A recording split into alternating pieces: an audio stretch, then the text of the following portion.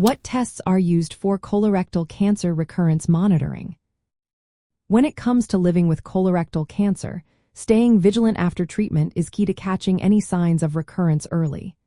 Healthcare teams use a combination of tests to keep a close on your health and detect any return of cancer as soon as possible. One of the main tools is the carcinoembryonic antigen blood test. This test measures a protein that can be higher if cancer cells are present.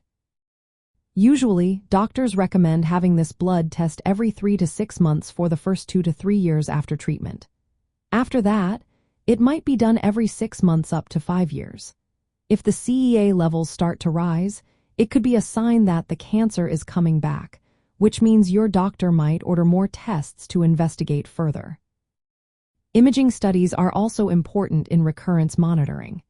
Computed tomography scans, or CORT scans, are commonly used to look at the chest, abdomen, and pelvis.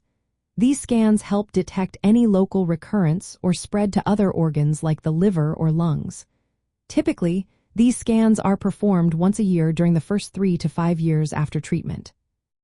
Sometimes, magnetic resonance imaging, or MRI, is used instead of CORT scans, especially if contrast dye cannot be used or if more detailed images of the pelvis are needed. Positron emission tomography scans, known as PET scans, are not usually part of routine surveillance but may be used in specific cases, especially if other tests show abnormal results or in clinical trials. Another crucial test is the colonoscopy. This procedure allows doctors to look inside the colon and rectum to check for new polyps or signs of local recurrence. Usually, a colonoscopy is done about 1 year after surgery.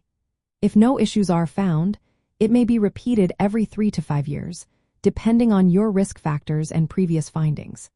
If a colonoscopy wasn't done before surgery, it should be scheduled within the first year after finishing treatment. Regular colonoscopies are vital because they help catch new growths early, which can often be treated successfully. In addition to these tests, your healthcare provider will perform regular physical exams and review your medical history during follow-up visits. These checkups typically happen every 3 to 6 months for the first 2 to 3 years and then less often afterward. During these visits, your doctor will look for any signs or symptoms that might suggest recurrence, such as changes in bowel habits, pain, or unexplained weight loss. It's important to remember that the frequency and type of tests depend on your initial cancer stage, overall health, and personal risk factors.